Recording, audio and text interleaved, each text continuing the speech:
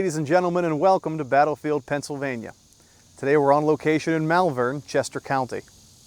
In 1777, one of the most controversial moments of the American Revolution took place here at Paoli Tavern.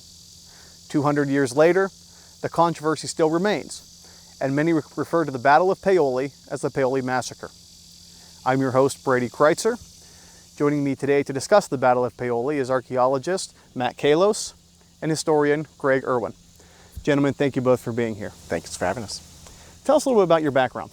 So I come to this subject a little bit differently as an archaeologist, where in a lot of cases we're looking for the material remains of these battles that are taking place. And many military archaeologists tend to look at the military maps and say, okay, can we find these men on the battlefield? But the goal of my dissertation and what I'm working on with my PhD is to try and relate the battle to the greater community and understand how conflict affects more than just the combatants and really does affect the entire community. And as you mentioned, the Paoli battlefield and the Paoli Massacre is a controversial conflict. And so what we're trying to understand is really, what role or what impact has that, 45 minutes or an hour of battle influenced on the greater community, because the battle cry, "Remember Paoli," has been around for over 200 years. So how has that then affected the community? Greg? I'm a professor of history at Temple University, the immediate past president of the Society for Military History, and I edit a book series for the University of Oklahoma Press called Campaigns and Commanders. I'm at work on a project about the American Revolution, the 1781 British invasions of Virginia.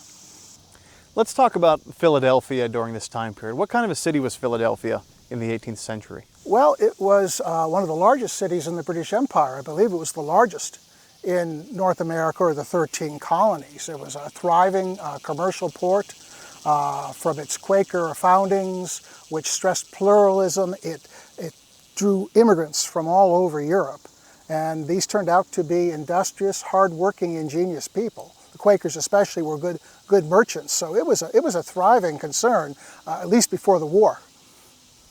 I think too that it's important to think about Philadelphia as, a hub of commerce. It was located on the Delaware River, which was, a big factor for why so many people came to Philadelphia.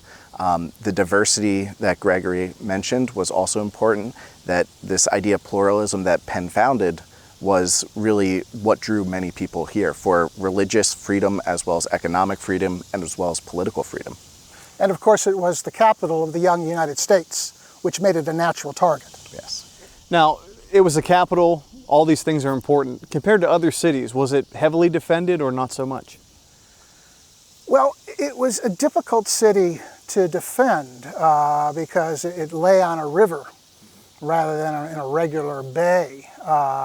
And there were all kinds of different ways at which you could get it. You could come from the north. In fact, the British toyed with that. And then they, in the end, decided to come up from the south via Chesapeake Bay. So it's the situation makes it difficult to defend. Difficult to defend, but also if you look at the route that the British actually took when they attacked the city, I think that tells you something about what the Delaware River was like as a barrier between New Jersey and Pennsylvania.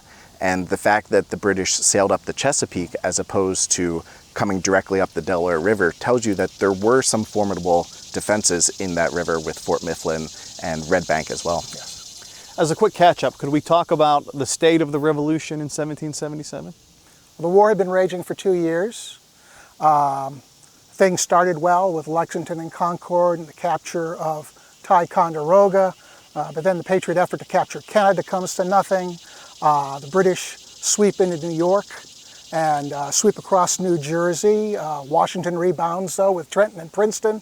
When 1777 opens, there's a British army attempting to march down along the Lake Champlain, Hudson Valley invasion route from Canada, and Howe is in a position to strike at Philadelphia or anywhere else along the East Coast. So I would say the Revolution was in a state of high suspense. Especially with Burgoyne's army marching towards Albany, trying to cut off, Washington to the west to the rebellious men and women in Boston. So, having them Burgoyne take Albany and if Howe were to succeed in taking Philadelphia, many looked at that as a decisive way to quickly end the war. By this point in the war, September 1777, though, Burgoyne's campaign is coming to grief in front of the heights of Saratoga. That's not known at this time down here at Philadelphia. And so Howe is the only British general in a position to really administer what could be a knockout blow. By today's standards, we look at the past in hindsight. A lot of people don't understand how desperate the revolution was at times. How would the general citizen, person living in this area, how would they have felt about the revolution at this time? I think it really speaks to perspective in a lot of cases, because we tend to now, like you said, in hindsight, look at the revolution as everyone was a patriot. But especially in southeastern Pennsylvania, with the diversity that we talked about earlier, there were still many loyalists around. And speaking to this battle as well, that's one of the controversies, is how did the British find out of where the Americans were camped? And, you know, their own spy network within southeastern Pennsylvania was pervasive. So, you know, that diversity of political allegiances was strongly felt at this time. And if you're a civilian living in a war zone, regardless of your political affiliation, you are a potential victim.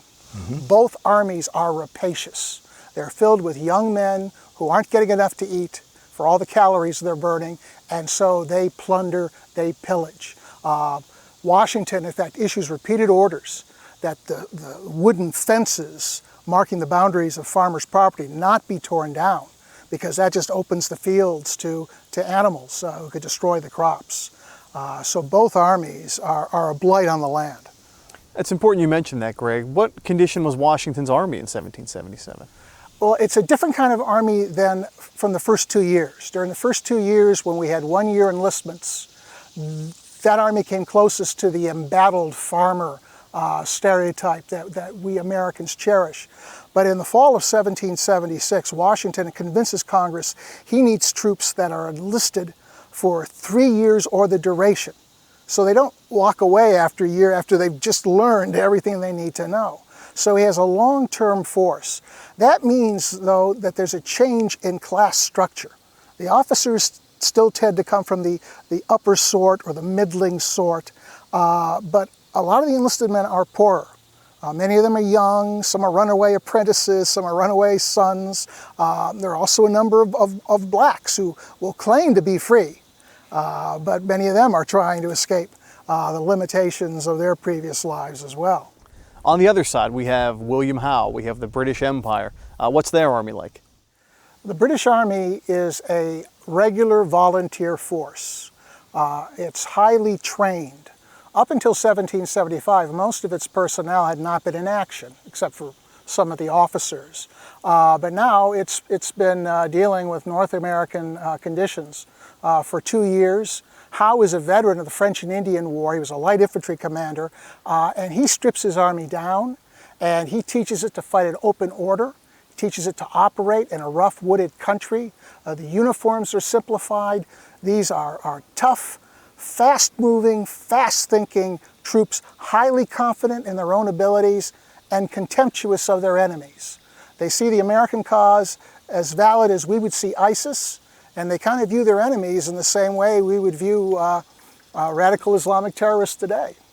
I think it's also important to consider the role that Hessians were playing during the Revolution, where these were essentially hired mercenaries, and the perspective not just of, you know, how they entered battle themselves, but then how do the Americans react to them? That this isn't, you know, for the most part, you can look at the American Revolution as almost a civil war, right? Where you have British colonists, essentially the Americans, fighting for their independence from the crown. And then you have this extra group of the Hessians that don't really fit into this conversation as we often would like to think about it. Can we explore that notion of the American Revolution as a civil war a little bit? I think that's really an interesting way of looking at it. The British viewed it as a civil war. You know, it wasn't like there was a fully defined and articulated American nationalism. Yeah, Americans were a little different from people from London, but so were people from Cornwall and Northumberland. And the British, even officers who had sympathized with the American stand on taxes, could not understand why they would want to rebel. They're living in a land that is really affluent. The average American is much more prosperous than the average Briton. And British officers feel a tremendous sense of betrayal when the war breaks out. And a lot of them really want hard line. If they were alive today, they'd be talking about carpet bombing. Back then they were talking about burn every town along the coast. Let's teach them the price of rebellion. And you see that in what Howe writes about a lot too, where he doesn't necessarily understand. He's viewing this as a civil war. These people are like I am. We have the same identity. We share the same language. We share the same economic perspectives. Yes, the idea of taxation, like Greg just mentioned, they might not have as hard a line of stance as the early patriots, but at the same time, these are British. They view themselves as British citizens almost. I think that's a good point to talk about Philadelphia as a target. What were some of the attractions to capturing Philadelphia? Was it a play to end the war? Well, yeah, Howe, by this time he's Sir William Howe. He was knighted for his victories in the previous year taking New York. Howe likes Americans. He wants to end the war as quickly as possible with as little bloodshed as possible. So he's looking to win a victory that will convince his enemies that they can't win, that will bring them to the peace table. And he thought he had done that the previous year, but the rebellion survived. Washington made sure it survived with his counterattacks at Trenton and Princeton. So now Howe wants to do something symbolic, something significant, and taking the rebel capital, taking Philadelphia, would seem to fit that bill. Well, typically in European wars, if you capture the capital, you win the war. And I think that's what sets the American Revolution apart, is the fact that, as long as Washington had an army and the Congress was fleeing further west to Lancaster and New York, they had the ability to continue fighting. So it wasn't necessarily the state, so to speak, or the capital that was, wasn't and didn't end up being the massive victory that Howe expected. The society is not as centralized as our urbanized society is. So if you're a farmer in Lancaster and the British take Philadelphia, well, that's bad news, but I can still grow a crop and take care of my family. So it doesn't necessarily break the spirit of the patriots. Greg, you mentioned modern warfare, ISIS. Americans took Baghdad relatively quickly. The war goes on for another decade. Americans took Kabul very quickly, another capital city. The war is still going on. Can we draw a parallel to that here? Well, it's funny because in American war colleges and staff colleges where our future generals and admirals are being trained today, there's a lot more sympathy for the British and the American Revolution because we faced a similar situation in Iraq. Yeah, we won the battles whenever they stood and fought. We rolled over them, but then they went to guerrilla warfare and put up an extended resistance that was bleeding us, and Americans were asking, when is this going to be over? We're the mightiest country in the world. Why aren't we beating these folks? How much is this going to cost? Those same questions are being asked in England. Not everybody in England is in favor of the war, and the longer it goes, the more upset and more disenchanted more and more Englishmen grow. I think that's why it's important to be a student of history, right? Because there's always going to be parallels between what's happening today and the past. So specifically with military history, obviously what happened here over 200 years ago, we can see parallels today in Iraq and Afghanistan and other places across the world. Could we talk about Washington's efforts to stop the British from taking Philadelphia, at Brandywine, for example? Well, Washington, he's a general, but he's also well aware of the politics of the war. And there are certain pieces of ground he cannot afford to lose, or at least he can't afford to lose it without a fight. And the capital, Philadelphia, is one of them. I mean, his army is the servant of Congress. Congress sits in Philadelphia. Congress does not want to be forced into flight. So he is watching throughout the spring and summer of 1777, trying to guess Howe's intentions. And once Howe reveals his hand, then Washington will move his army to what he considers a defensible position, put a creek in front of himself, a moat, put his troops on high ground, and hope that terrain will help to compensate him for the fact that he's probably outnumbered, and also his troops probably aren't of the same quality of the enemy. Again, it's reconnoitering the landscape, so to speak, where, like Greg mentioned, it's putting that creek there is an important barrier. It was September. It was September 11th. It was hot. It was humid, and it was basically one of the largest battles of the Revolution. And when you have nearly 30,000 men in conflict in arms, that's a long, arduous fight. And I think that's what Brandywine is notorious for. And he loses. He does. Sir William Howe with Lord Charles Cornwallis, they go on a wide flanking arc and come crashing down on his right. He throws a lot of units in their way to try to delay them so he can pull the rest of his army out. There's an extended firefight. The Americans are finally evicted from the ground they're holding, so it is a defeat. But it's different from the defeat of the previous year at the Battle of Long Island. It's not a rout. The Continentals withdraw in good order. And Washington is looking to fight Howe again as soon as he can find favorable circumstances. So that long-term army of lower-class guys, they're showing a lot of potential. And they'll show even more potential as this campaign goes on. Again, I think it's the broader context, right? We tend to say, oh, the British won, they captured the field. But again, like Greg mentioned, it's understanding that Washington led a fighting retreat and maintained order throughout as his army pulled out. So yes, it was a defeat, the British took the field, but at the same time, it was one of the first times that the Americans really went toe-to-toe, fought for 10 or 12 hours, and were not routed by the British. But it's all a matter of perspective, because word's coming down from the Hudson that Horatio Gates is defeating John Burgoyne on the battlefield. Washington loses again. So there are people in Congress saying, maybe we've got the wrong guy in charge, and Washington is conscious of that. Are there other battles after Brandywine before the British take Philadelphia, or does Brandywine really settle the matter? I wouldn't say so, would you? No, of course not. You have the Battle of the Clouds, which is a battle, so to speak, but it's also more of a skirmish where it's a fighting and fleeing type engagement. And again, keeping in mind the time of year, this was September in southeastern Pennsylvania. It's hurricane season.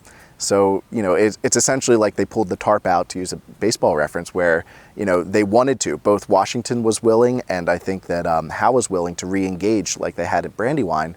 But with the circumstances of muddy roads and pulling wagon and moving men, that large-scale battle just couldn't materialize. This nor'easter slams into the two armies. That's why they call it the Battle of the Clouds. And the weapons back then, with the black powder, if they get wet, they don't shoot. That's why Oliver Cromwell, a century earlier, had told his Puritan Roundheads during the English Civil War, trust in God, but keep your powder dry. And they're not keeping their powder dry, especially the Continentals. And Washington can't afford to engage if his men's weapons don't shoot. Let's talk a little bit about where we sit now in the topic of today's episode. What kind of a place was this in the 18th century, and what is Paoli Tavern? Well, so Chester County in the 18th century was really one of the frontiers of North America. It's hard to imagine that today we're about 20, 25 miles from Philadelphia, but in the 18th century, that's a day's travel. So we really were at the more or less western extent of the colonies. And so where we're sitting, it was farm field. There, we're sitting. You can see the burial behind us. We're at the junction between two landowners, and you had Cromwell Pierce to the west, and you had the Ezekiel Bowen to the east. And both these men were patriots. They were loyal to the patriot cause. And I think that's partially why Wayne chose this place to camp, is that he didn't want to be camping where there were Tories prevalent or on a Tory property that they would give themselves away. Paoli Tavern was named for someone that a 21st century American would consider an unlikely hero. He's Pasquale Paoli, and he was the head of the rebellious government on the island of Corsica, which had risen up against the rule of the Kingdom of Naples. And they made it so tough for Naples to hold on to Corsica that Naples sold the island to the French. And the French came in 1768, and Paoli led the resistance. Eventually the tide turns against him. He flees to England because England is France's natural enemy, and since he's an enemy of France, he's a revolutionary that the English like. And this is before our revolution, so he's celebrated throughout the English-speaking world, and some entrepreneur decided to name his tavern here after General Paoli. I think it's important too to discuss briefly the role that taverns play, socially, economically, and during the period of the Revolution, where this was pre-Twitter, pre-Facebook, pre-social media. So how did you get your information? And one of the ways to do that was to go to the tavern. And different taverns had different ideologies. Like Greg was mentioning, the Paoli Tavern was this revolutionary site. And so you see people congregating here to spread information, to share ideas, to discuss the politics of the day, which is, again, partially why taverns were important militarily. You can control the dissemination of information if you're controlling who is going in and out of these social spaces. They're located too at transportation choke points, crossroads, river crossings, ferries, etc. So lots of people pass through, and that's another way they get the information from all these different travelers and couriers and armies, what have you. Washington, as we've mentioned, has 2 losses. It's not looking good for Philadelphia. Congress flees. What is George Washington's plan after that? Washington wants to give the British hell. He detaches the entire Pennsylvania Continental Line, 2 brigades, about 2,200 men, under Brigadier General Anthony Wayne, to come in behind the British, hoping to catch them when they try to cross the Schuylkill River.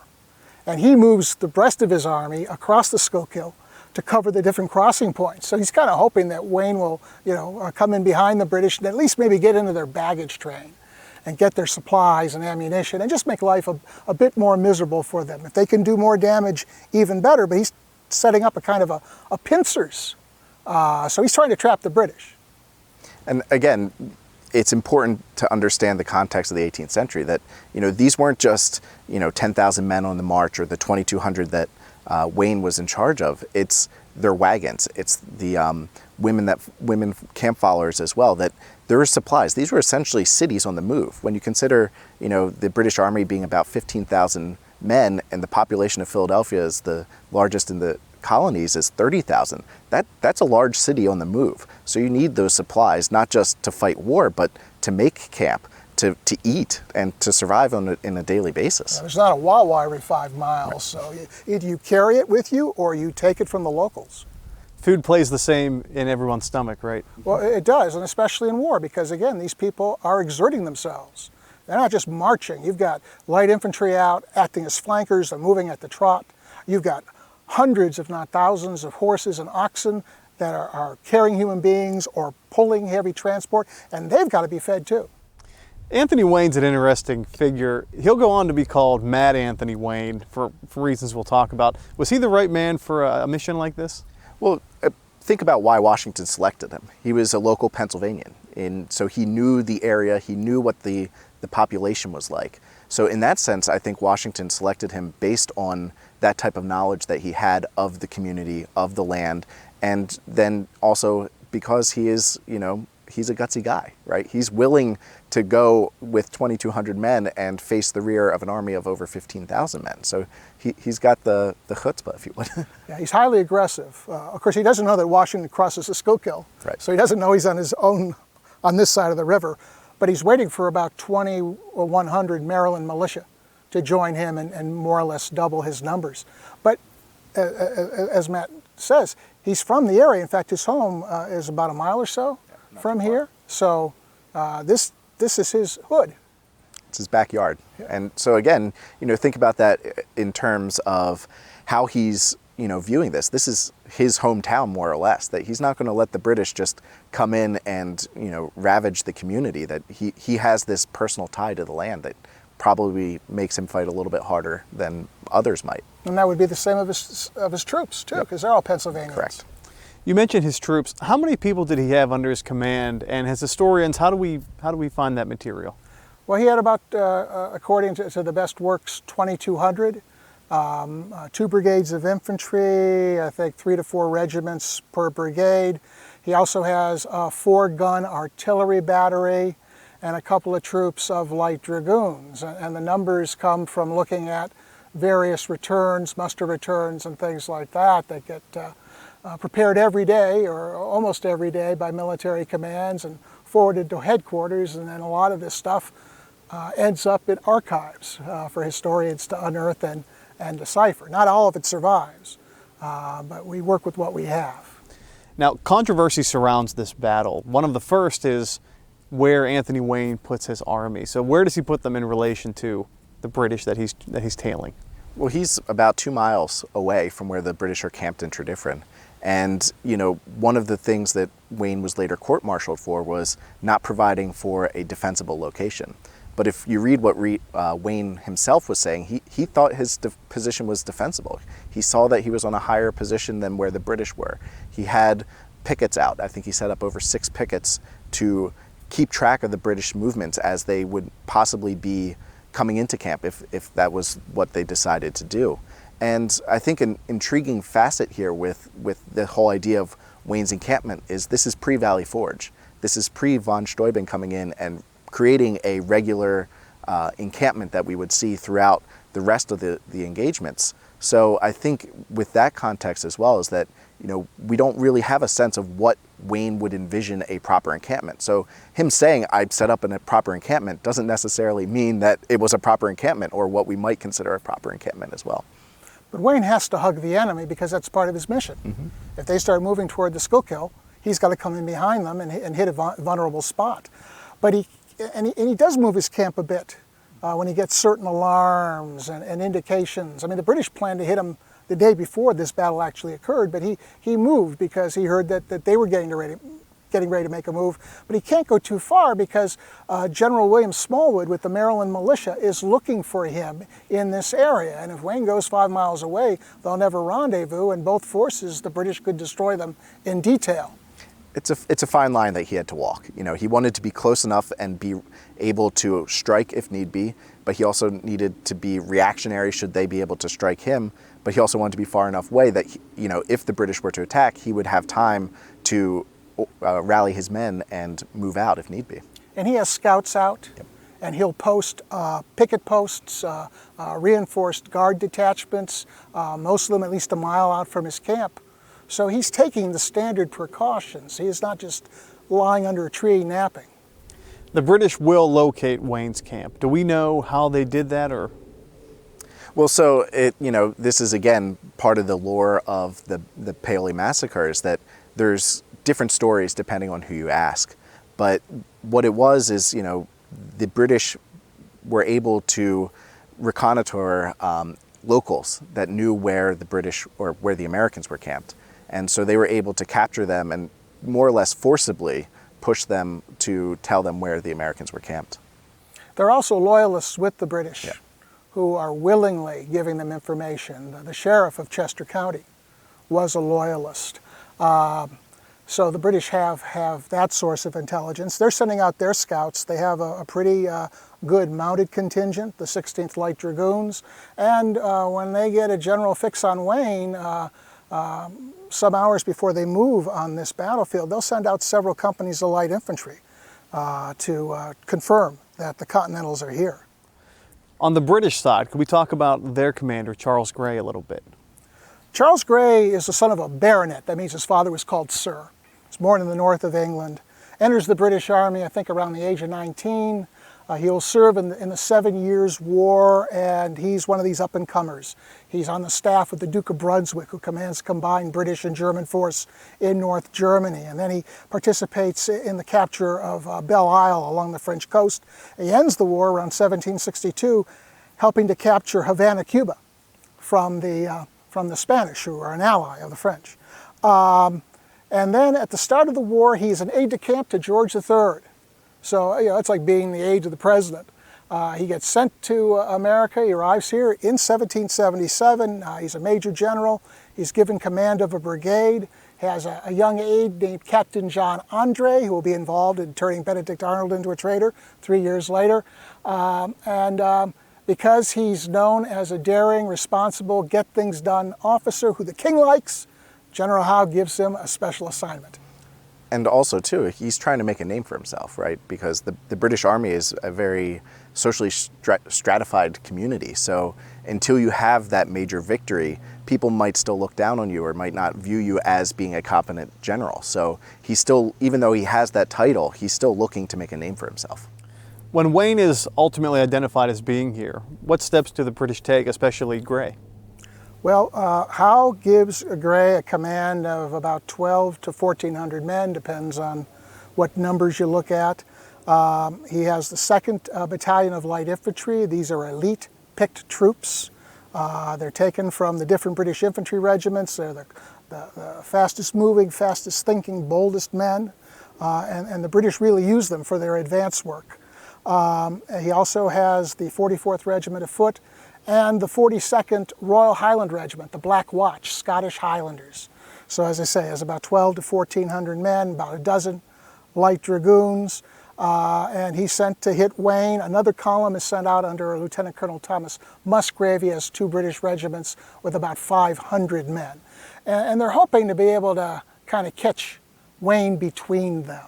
Doesn't work out that way. Luckily for Wayne, things are going to be bad enough because it is a night operation and that's hard to coordinate. But Howe sends about, as I say, about 1,700, 1,600, 1,700 men out to eliminate this threat, or at least neutralize it. And they're hand-selected men.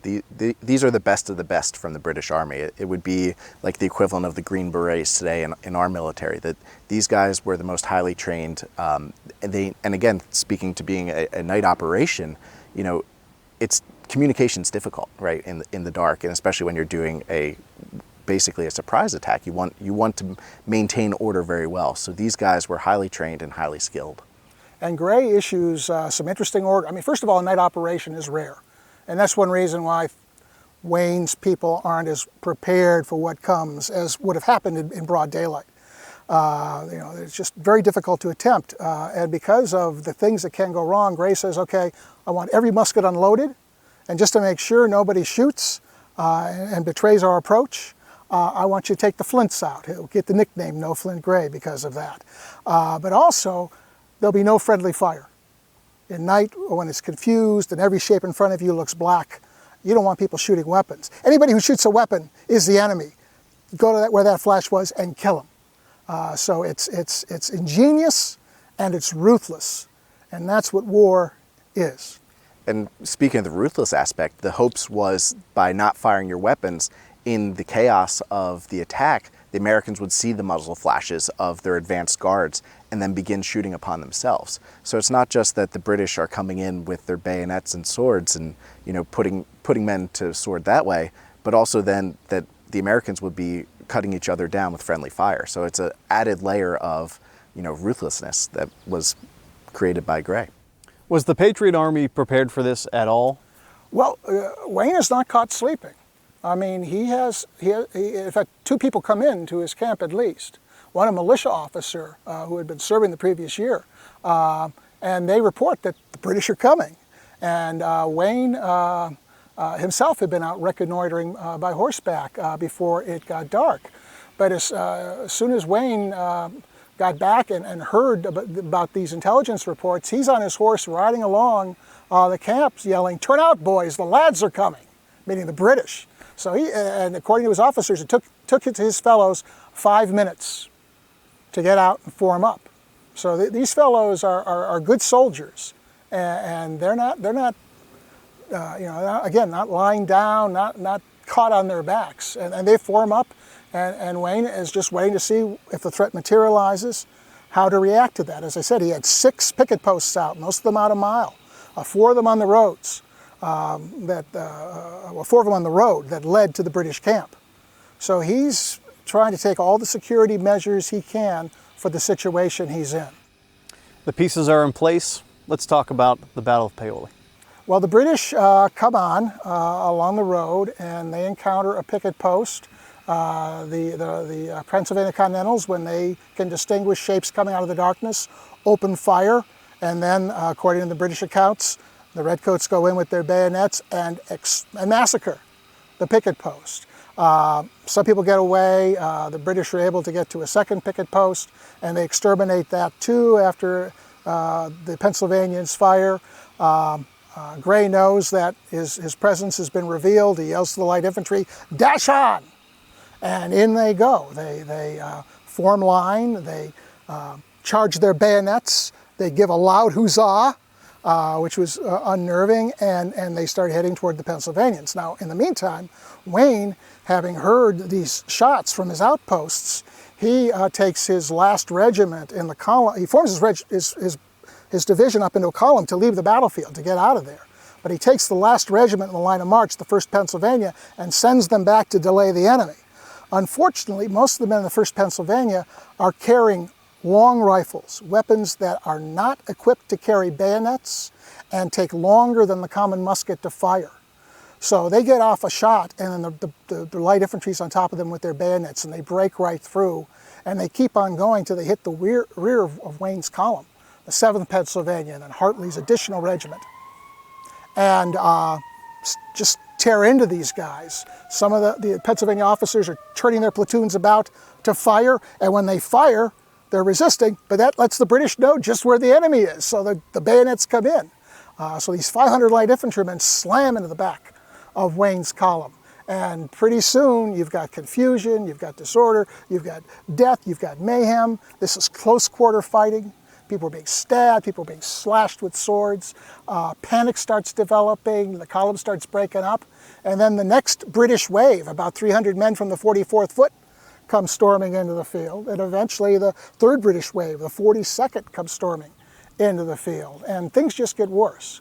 Wayne had ordered his division to march off the field, but his artillery got to a fence opening ahead of the infantry, and a cannon broke down. So they're marching off, and suddenly, bam! It's a roadblock. It's a traffic jam, and the redcoats are coming in. So it is everything that can go wrong is going wrong. It's not that Wayne isn't ready. The British, the tempo of their attack, the ferocity of the attack. It's like the German blitzkrieg in France in 1940. It just moves faster and hits harder than he expects. Well, speaking of the fence line too, that goes back to what we were just talking about a little bit earlier with, Washington giving orders, do not tear down people's fences, take care of their property. So here you have Wayne listening to that order from Washington, which then slowed his retreat, the cannon breaks down, and which just could possibly lead to the more slaughter, so to speak. Are these failures of command or just victims of circumstance for the Patriots? I think victims of circumstance. Wayne is supposed to maintain an aggressive stance. He's not supposed to go henny penny, the sky is falling when he gets an alarm. But again, this night attack by the British is unprecedented. They don't know what's falling on them. And the British, in a way, don't know what they're going to be administering either, because they've never really done anything like this before. It really shows how well disciplined they were and how well Gray understood the tactical situation and how smart he was in giving the orders that he did, at least as far as winning a military engagement is concerned. How does Gray finish this battle? Well, the Pennsylvanians, most of them do get away. Most of them do get away. I mean, American casualties, estimates vary from about 250 to 300. 53 or 52 dead are found on the battlefield and buried here, in fact, in the mound behind us. The British take about 70 prisoners, they say, 40 of whom are so badly wounded they kind of leave them in houses in the area. And then other Americans who suffered wounds get off the field. So Wayne loses maybe 15% of his force. One of his officers throws a rope around that disabled cannon and drags it out of the way, so the logjam is opened and his troops are able to get out that way, and others are just going cross country. They're not staying in that column to be bayoneted. So Wayne's division is scattered, it's not destroyed. And Wayne's division wants revenge. In fact, a British officer who fought here, Lieutenant Martin Hunter, said that afterwards he and his comrades didn't really sleep a sound night because they knew the Pennsylvanians would seize the first opportunity to exact vengeance. Matt, we usually have a lot of paper pushers on this show. You're one of the few archaeologists. What's the physical remains of a battle like this? How do you look at that? Well, so there's different methods for this. For looking at the battlefield itself, metal detecting has been a very lucrative way to identify, the lead shot that was being fired. From this field itself, we've actually found 18th century coins along the path of retreat that Wayne's men were taking. So I think that helps speak to the chaos of the night, that, if you dropped your money, you're not bending over to pick it up, you're just hightailing it out of there. So we're looking at it that way through metal detecting. We've also done different geophysical surveys where you're essentially looking at different soil anomalies. And we've done a magnetometry survey where you look at the magnetism of the soil, which really can speak to several things. One, large metal artifacts, so if there were a cannon, which is unlikely, but it's possible, but also it can identify areas of burnt soil. So as the British came through the camp, it was a camp, so they had their campfires going, so we could find evidence of that. But also the British burned the huts or the wigwams that the Americans had built to keep their powder dry. So you have that burning there, high intense fire. It's possible that we can identify where the camp was located based on these variations in the soil that remain. Part of the latter phase of the battle, the British will pursue Wayne's men for about 1 mile or two.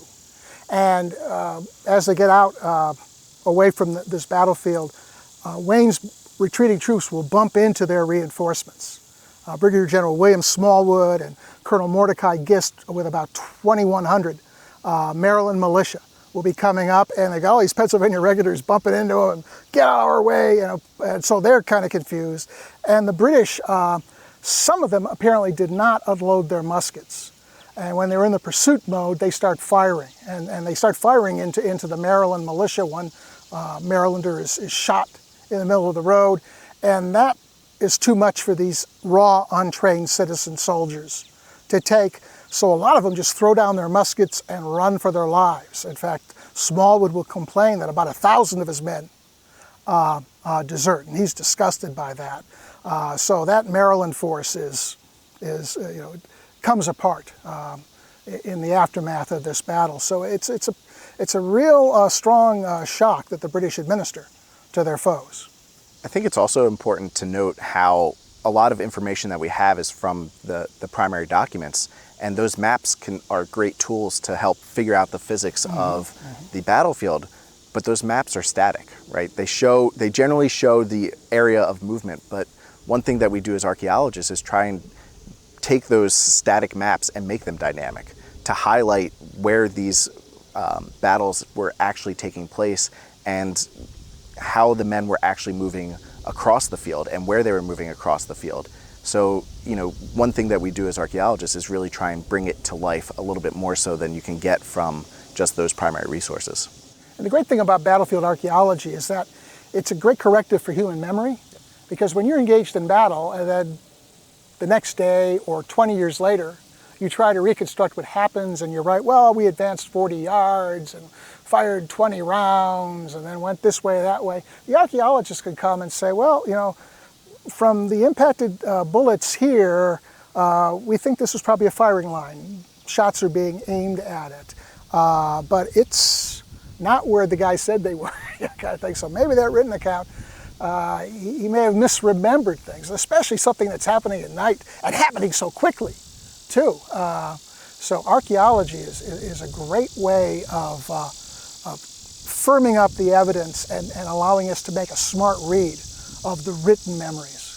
What kind of archaeological surveys have been done here, Matt? So we've done a metal detecting survey. We've found impacted musket balls. One of the things we need to take a closer look at, but what we're trying to understand is that the British had their Brown Bess muskets, and those fired a larger caliber ball than what the Americans were firing. So we can then determine, were the British actually flintless, right? That's one of the myths here, is that, it was a bayonet raid, but maybe we can find evidence that the British were actually firing their weapons. And so we've looked at that. We've identified some 18th century coins, like I just mentioned, where, it speaks to these men in chaos, just fleeing and dropping everything, so to speak, so that they can move outside of the chaos. We've also, one of my personal interests in this battlefield is understanding how the conflict affects the greater community. So we've done actually excavations at the Bowen House, where, it's not on many maps from the 18th century, and it was right along the path of the British entering the camp. So what can that tell us about the conflict? Maybe there's direct evidence, but even the indirect evidence can tell us a lot about, not just, this conflict, but also conflict more broadly in the 18th century. Greg, what's the aftermath of this battle? How do the armies make sense of this melee? Well, the Continentals will admit that this was a defeat.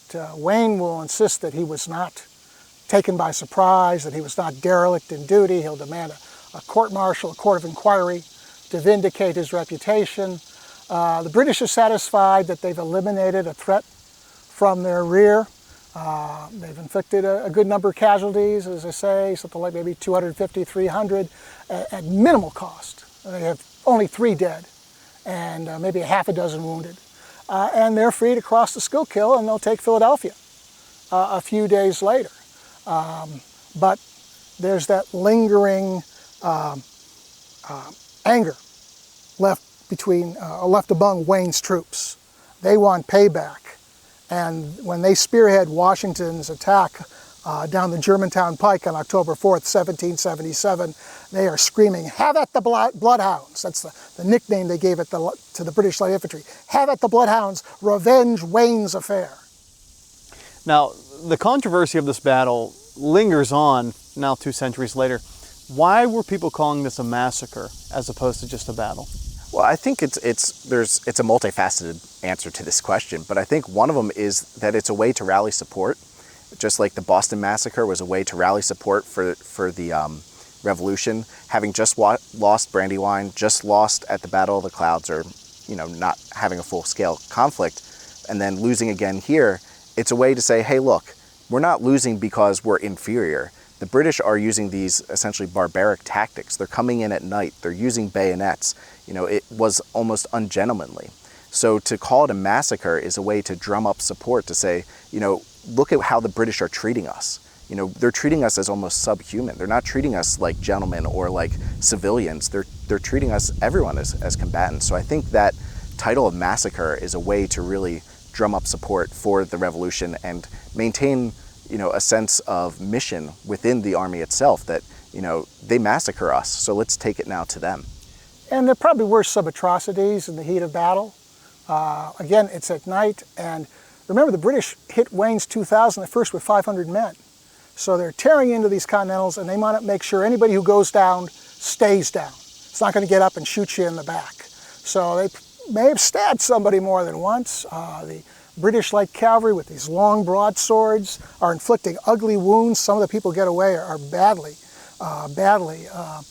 mutilated, as are some of the bodies that are found afterwards. But again, when we look at a modern example, when SEAL Team 6 took out Osama bin Laden, they didn't take any combatants as prisoners. They made sure that anybody they passed who had a weapon was dead, and I think the same kind of fighting frenzy took hold here. It's not to defend it, but these kinds of things happen in war.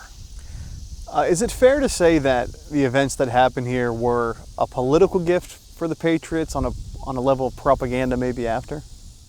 Well, I think so, just because, we lose track of this over, the 200 some odd years since the conflict. But speaking to the memorial that's behind us, that's the second oldest war memorial in the United States.